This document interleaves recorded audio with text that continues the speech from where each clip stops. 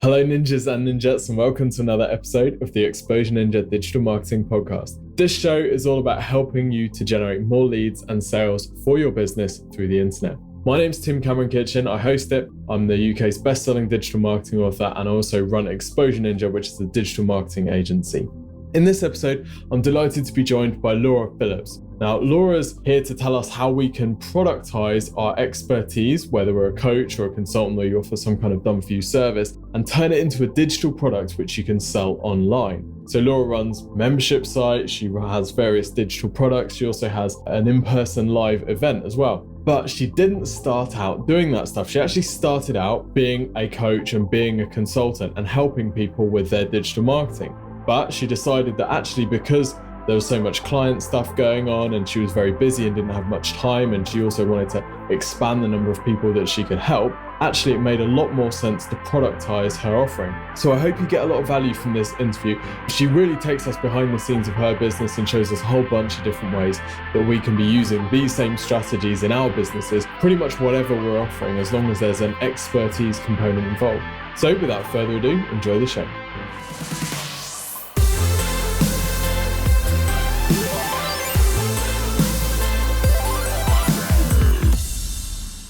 Laura, perhaps we could start by talking about the sort of products and courses that are most successful that people might want to get started with.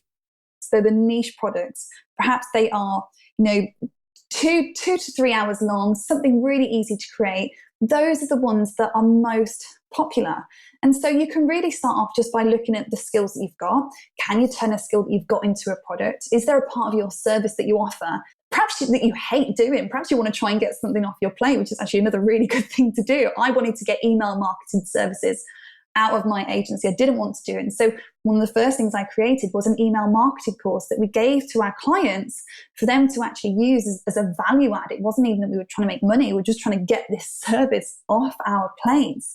So I think really it's starting to look at how your business operates, how you work throughout your day, what your clients need, and identifying that one small thing. I'd say start off with that small thing that you can create that would fit that bill. And more often than not, it's just having a conversation with your clients and asking them, what can we do to serve you? What do you need that perhaps we don't offer you right now? And for us as well, one of the great products we first created was a domain and hosting course. We wanted to get the low profit, low enjoyment tasks off our plate, but that naturally led into our business. It was such a small part of what we offer, but it was so easy to turn into a course. And of course, resulted in more clients for us. It got those tasks off our plate. It added some value. It introduced us to a new part of like the DIY market.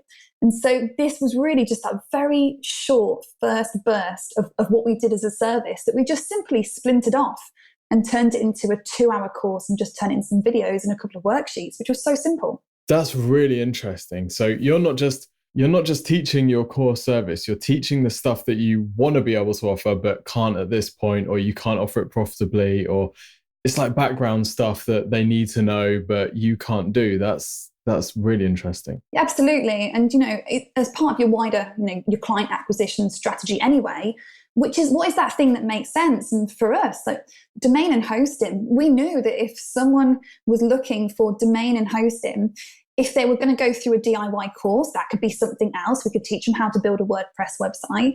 But what if they got stuck? They were probably going to need our agency for support, for maintenance, for extra custom work. And so it really made sense at that point. This was one of the first things we created. It was a WordPress course. And Tim, I tell you, when I look back on this product now, it is flawed. There are mistakes all over it. It is not perfect and polished. But it worked and it sold, and it doesn't need to be perfect. You just have to get it going. There's a process that you went through. So you had the idea to create this course. Where do you start with this? Where do you begin? If you don't have anything in place at the moment, you're a consultant or you're all a done-for-you service, how do you begin eating this frog? So for me, it was finding that one thing that people were always asking me for help on. And it was simply they wanted to build their own website. And that was because they couldn't afford to work with me yet. And so I just, what is the thing I can give them that is high value to them, that isn't going to take a huge amount of work, perhaps 2 to 3 hours long. And it was just a basic setup of a WordPress website. And I think there is just this perception that to create a really great digital product, that it needs to be in an amazing website, really high quality video production. This was simply just a webinar, just a way that I could get onto a video, talk people through, show them some cool stuff, answer their questions, but ultimately solve that pain point. Like, they wanted to be able to learn the basics of getting this website up and running, how to manage it themselves. And I knew that I could actually do that in 3 hours and potentially turn that into a bigger course later on down the line. So it's finding that one thing that people want and then identifying the way that you can deliver that. And I'll be honest, in most instances, when it comes to service-based businesses, just a really simple webinar where you can teach them some cool stuff. You can have your presentation already made out. So there's no like this fear that you have to be on camera, because my first couple of years of teaching, I hated being on camera. So more often than not, I was actually just doing a voiceover of a presentation whilst I built my confidence in being a coach and being a teacher.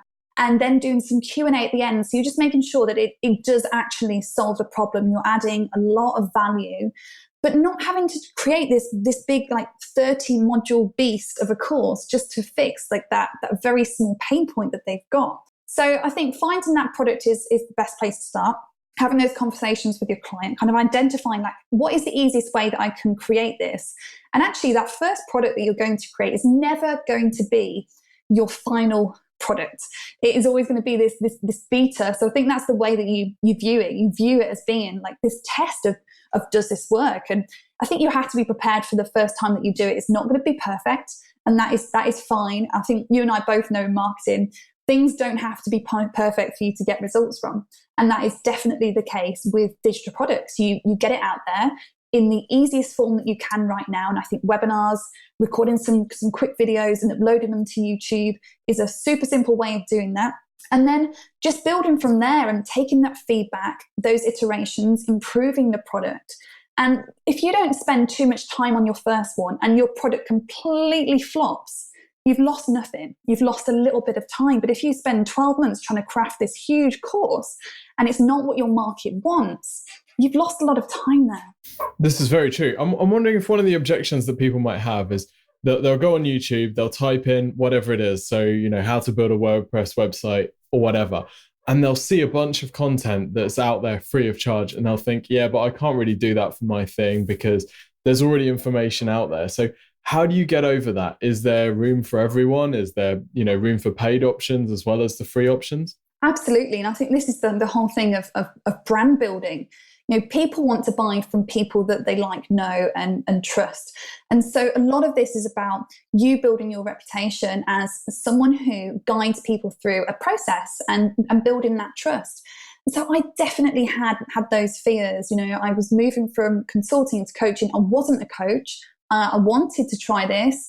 I knew I liked to help people, but I certainly wasn't the best coach. I definitely had a tendency to overcomplicate things when I first started or go a bit too advanced too soon. And I was looking at all these people around me thinking, I don't have that kind of reach. I don't have that kind of following, and definitely feeling a little bit of imposter syndrome almost. It's very, very scary. But if you have got a product that fixes something, if it solves a pain point, and if you are going above and beyond with your customers, you're going to build an amazing brand very, very quickly. And the thing is, you're not going to get to the stage where you don't feel like that unless you do put in those extra hours. And if you're constantly delivering value all the time, you really have to shut those negative voices out of getting this thing started. And remember that everyone who's got an amazing product, a big coaching program, an amazing membership community, all started off at that stage where they had 0 customers and just no reach at all. You have to kind of move past that and just keep the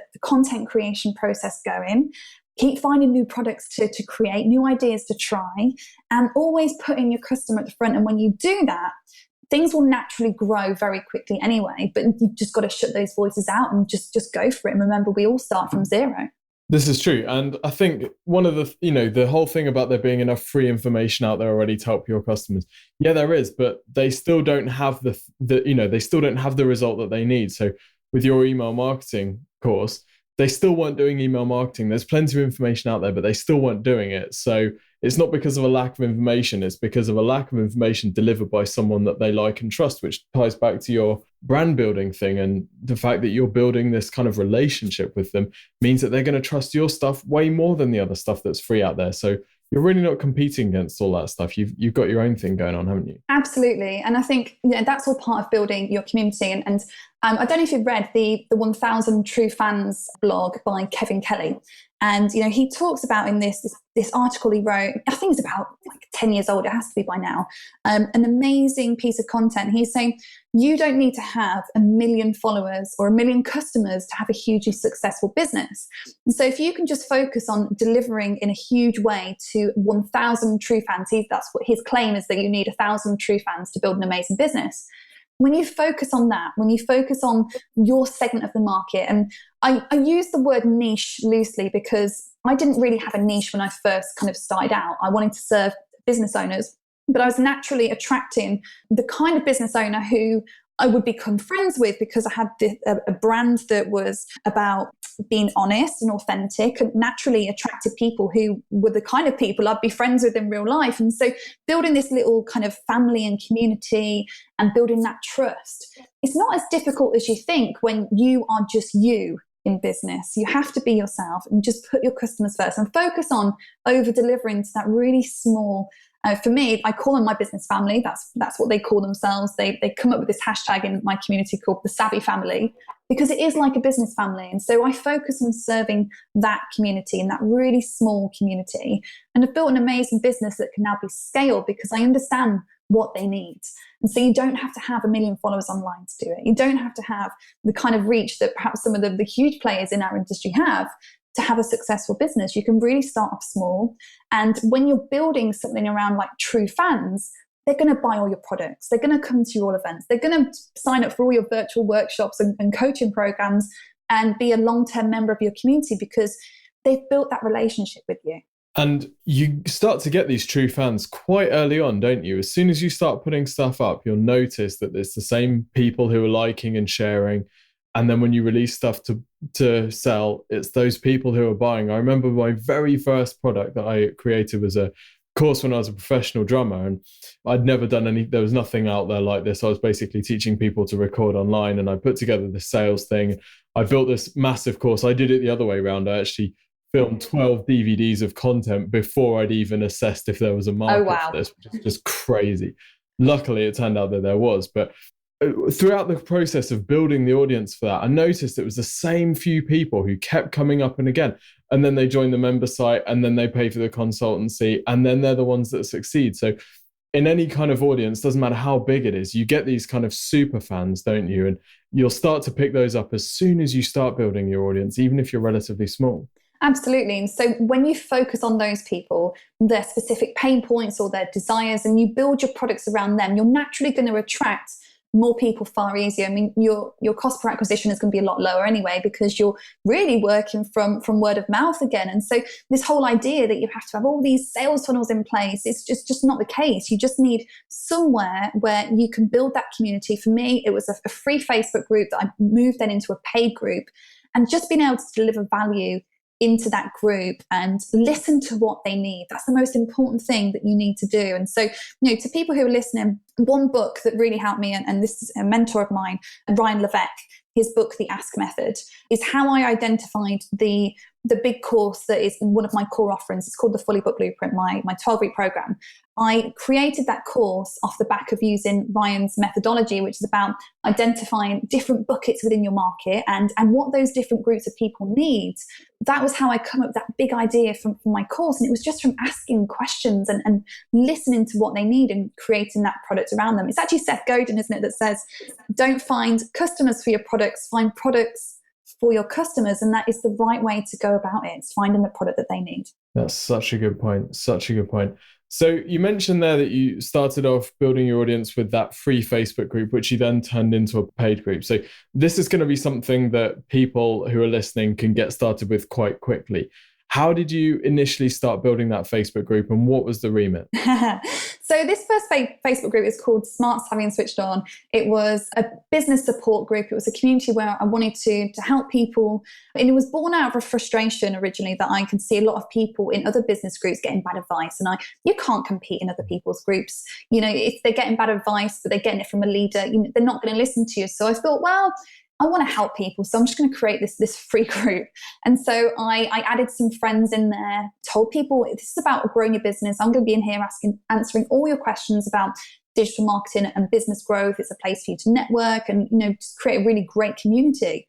And so yes, when I first created it, I added some friends and family in and, dragged some clients in. And, you just got to start hustling to get those first few people in. I created a very basic Facebook ad, which I think my first Facebook ad for that group was just about saying, this is my story. This is where I've come from. I've come from an agency background. I wanted to create a really great community where I could just share my advice with people who are just starting out in business.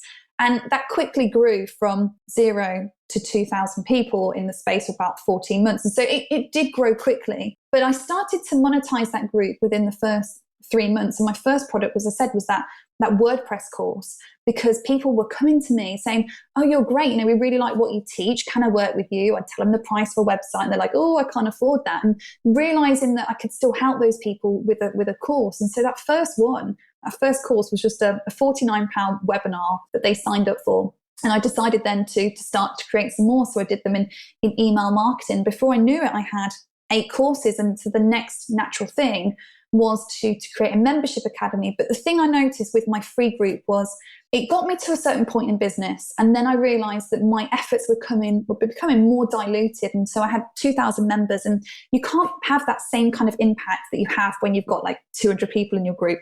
And so I decided to make my life easier, to actually create a paid group. So siphon people from the free group into the paid group, and just started to build that again. And then I added a website onto it. Then I started to add a coaching program. So this has all really evolved over time, but it all started from that free group and having that community, that place where I was just constantly adding value and supporting and helping people, which is how you build a business. You go out there and you share your ideas through content. For me, having that group where I could control things a little bit, where I felt a bit more confident in myself, because I was a bit of an introvert. I didn't want to be in the spotlight, but I really built my confidence in that free community, sharing those ideas, helping people with their questions. And essentially, all people were doing were coming into the group and asking questions, and I was answering them.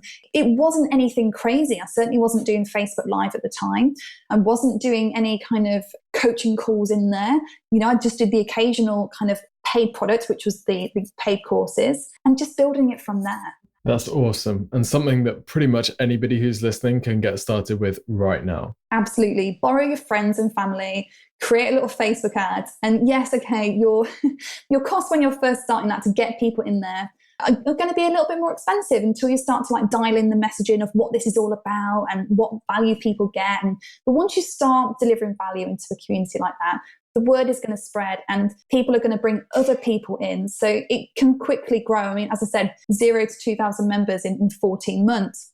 But within 3 months, I was already making money from that group. And so it was just all the value approach and just being that go-to, being the person that they wanted to trust and that they could go to for advice about marketing. When you first decided to take this route rather than the agency route, was there a little seed of doubt in your head that said, I'm not sure I know enough about this, I'm not sure I'm an expert?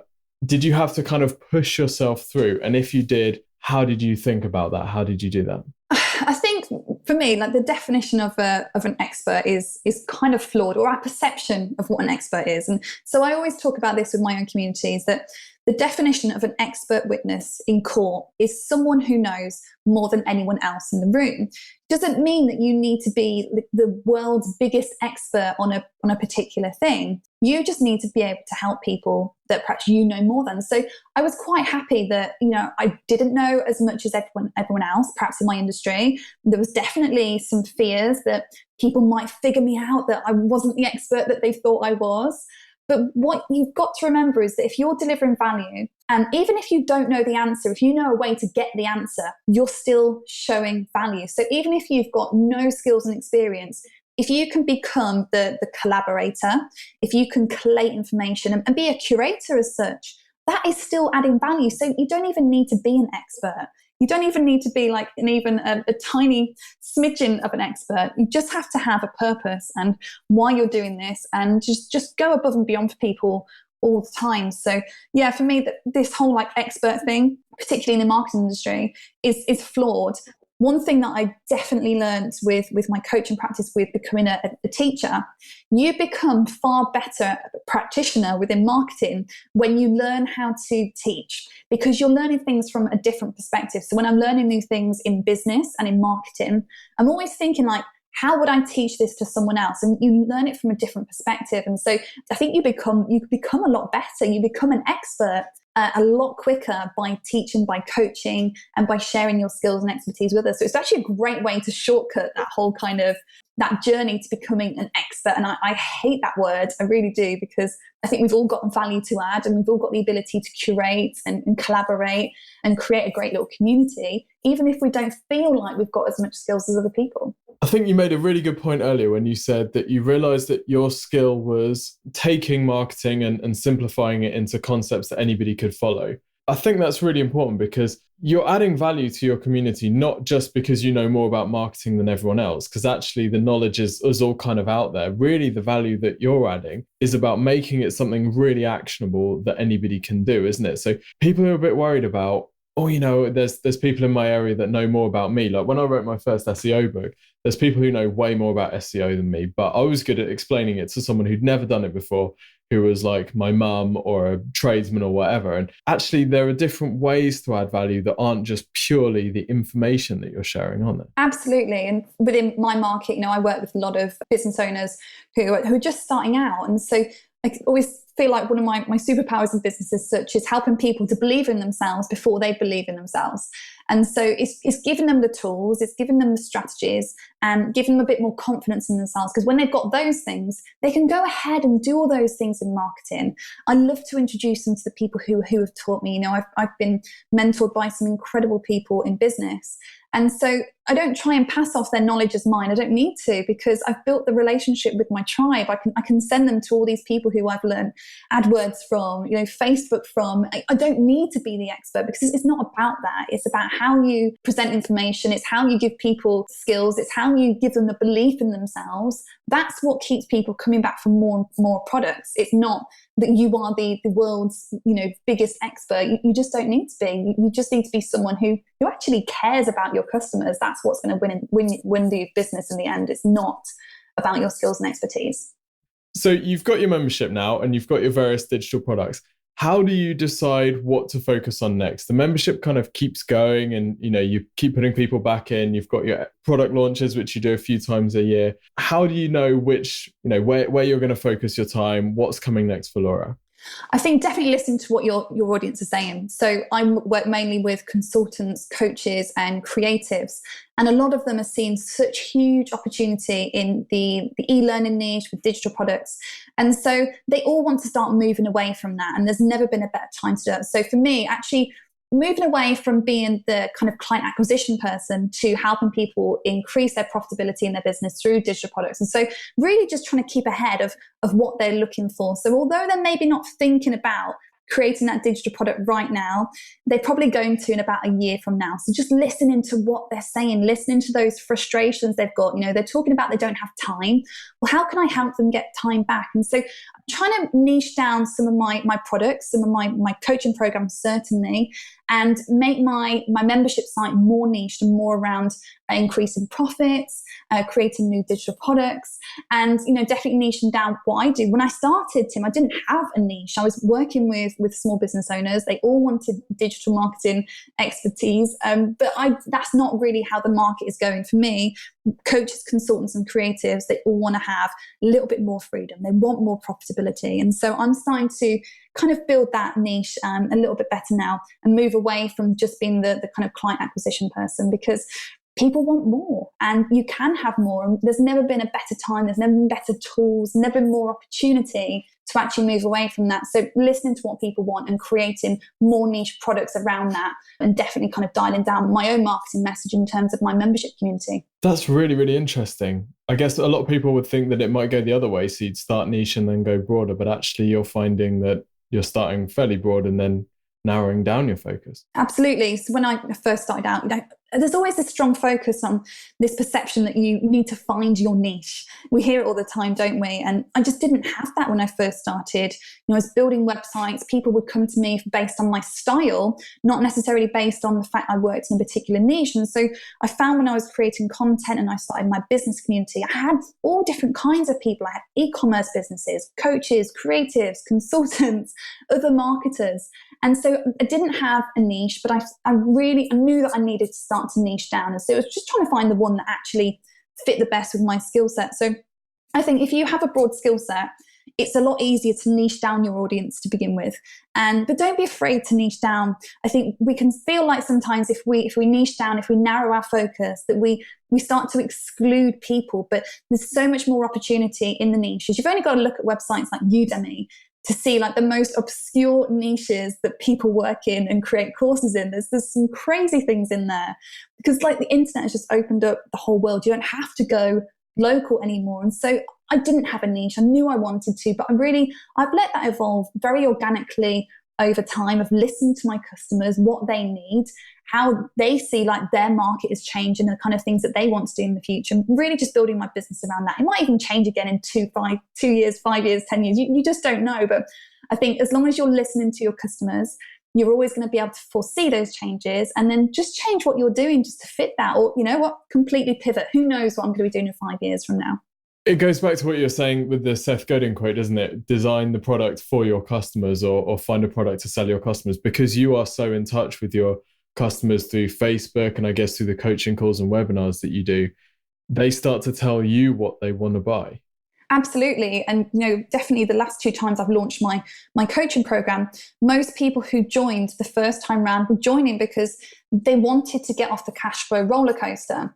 This time, I think, as perhaps my marketing message has evolved and the industry is changing a little bit, most people were joining was because they wanted more time freedom and better profits. And so you can start to see how sophisticated your market is getting, and just anticipating how you might need to change, your service and your product to change that. And for me, the consultant, the coaches, the creatives, they all want to start getting their time back and becoming more profitable. And who hasn't used some form of digital products? Like, everyone has. So it kind of makes sense that people start to build that into their offering. So yeah, it's a big part of what I'm going to be doing moving forward. That's awesome. Laura, is there anything else that you want to add for people who are thinking of taking their first steps into creating digital products and maybe some memberships as well? Like I said, find what your audience are really hungry for. But I think let go of this perception that you think everything has to be perfect, because it really doesn't. You can start off with a small product, delivering it just through an easy webinar. It doesn't have to be anything overly designed and beautiful for you to get results from. And just keep going through that creation process. Your first product might flop, but it's just taking that feedback and creating your second one and not giving up. You're not going to be able to quit your business and, go and live on a beach after your first product. What? But you can become far more profitable. You can move away from one-to-one. You can stop leaving money on the table. You just have to get out there, listen to your customers, what they want, and create products and just go through that process. So yeah, it's a great industry to be in. So much opportunity right now, but it's not an easy money maker. So if you don't have the skills, partner up with someone. That's a great point. And that's how even people like Frank Kern got started partnering up with people. So definitely a viable option. Laura, where do people find out more about you and the Savvy and Successful membership? Well, actually, Savvy and Successful is not open for enrollment right now, sadly. We're going through some big changes and moving to our new membership platform. However, you can find me at lauraphillips.co.uk. You can subscribe to my email list there, and Savvy and Successful will probably be opened up towards the end of 2017. But yeah, you can definitely find me on my website there. Amazing. What are you moving over to? Kajabi? No, I actually use LearnDash. I've got Infusionsoft and Membarium, but when I first launched this, I just had this on like the lauraphillips.co.uk domain. So actually this has become its own brand, its own website, which is kind of cool. It's kind of like a bit of a growing up of my brand and a bit of an evolution. So LearnDash, Membarium and Infusionsoft is what I use for my membership portal. Cool. Just before we go, as a very quick PS, I noticed you got some fantastic quotes from some super heavy hitters on your site. I just wanted to ask you about your approach to networking. So how do you view these guys? Like people like Todd Herman, who's creator of the awesome 90-day year. You mentioned Ryan Levesque as well. Are you checking out these guys' programs? Are you joining their memberships? Like, what's your approach with this? So both Todd and Ryan have been incredible mentors in my business. Todd was my first mentor, actually. And I got to know Todd through his program, the 90-day year, which is amazing. And Ryan Levesque and I, we shared the same kind of like what we call our secret to success. And it's to become your mentor's best student. And so, with both Ryan and with Todd, I went all in on both of their programs, started to become really active in their communities, and kind of naturally built this kind of friendship and kind of mentee-mentor relationship. I would get invited to help them with their business, be involved in projects, all through this value approach. So I was just in their groups, like just adding value, helping people. And I think too often people think they're giving away too much of their time. But if you can be in these groups and communities where you see huge entrepreneurs like hanging out, if you can start to become the person in that group who is always visible, who is always sharing stuff, always being helpful, even if you don't feel like the expert, it doesn't matter. We all have some value to add. It's going to get you noticed. So yeah, that's my approach. Like, be the best student you can be, add value wherever you go. Like, I always want to be the person in the room who adds more value than anyone else. And that's kind of what I learned from Todd. And so that's something that's really kind of helped me in my business. It's created some amazing relationships with people who I just like looked up to and admired for years and years. So get in their programs, get in their groups, get on their radar and ask for opportunities, and you cannot go wrong. Awesome. What fantastic advice to finish on. Thank you so much, Laura, and thank you everyone for tuning in. Thank you, Tim.